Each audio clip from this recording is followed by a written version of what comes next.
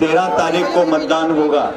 मतदान क्यों हो रहा है, किस कारण से हो रहा है, यहाँ चुनाव दोबारा क्यों कराने पड़ रहे हैं, आप अच्छी तरह जानते हो।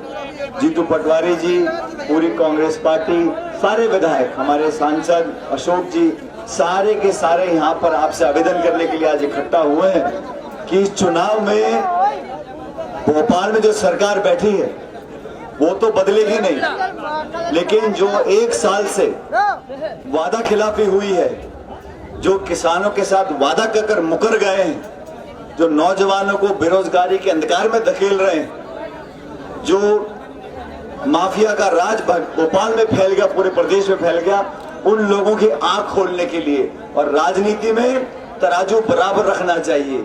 ये वोट का अधिकार आपके पास है।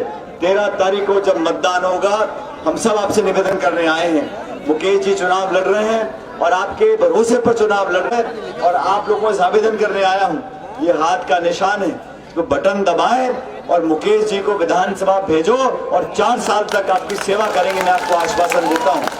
अब यहाँ पर सरकार केंद्र में भाजपा की है, प्रदेश में भाजपा की है, और जब सत्ता में लोग होते हैं, जब सत्ता में लोग होते हैं तो ताकत का घमंड इतना हो जाता है, उनको लगता है कि जनता तो हमारी जेब में है, लेकिन जनता समझदार है।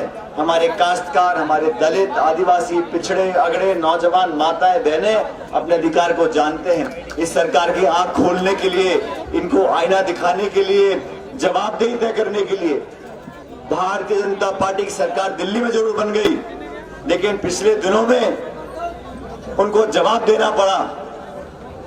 300 पार, 400 पार, 500 पार की बातें करते थे ना बीजेपी वाले।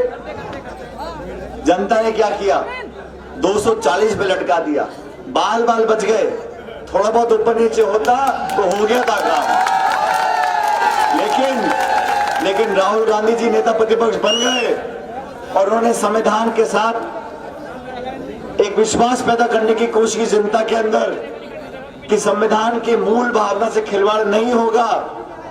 हमारे पिछड़े, दलित, आदिवासी भाई बहनों का जो आरक्षण अम्बेडकर साहब ने संविधान में लिखा था, उसको कोई छू नहीं सकता।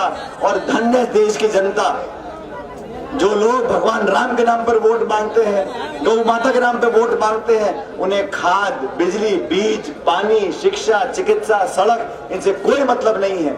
इन्होंने कहा था कि किसान की आमदनी दुगनी करेंगे, हो गई दुगनी आमदनी किसानों की। नौकरी देंगे, किसको नौकरी मिली यहाँ बताएं मेरे को। इनकी आंखें खोलने के लिए, लोकतंत्र में मजबूती दिखाने के लिए बटन दबाना पड़ता है।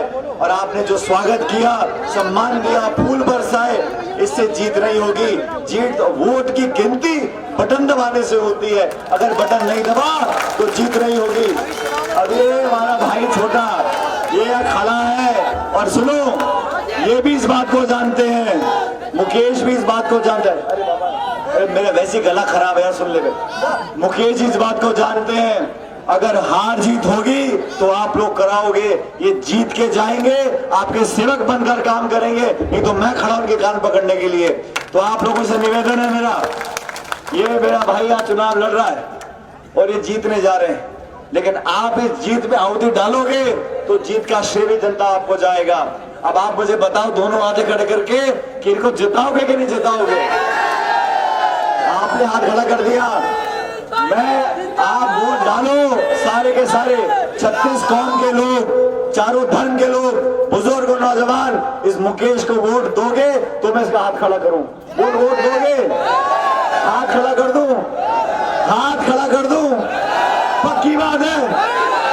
1 2 3।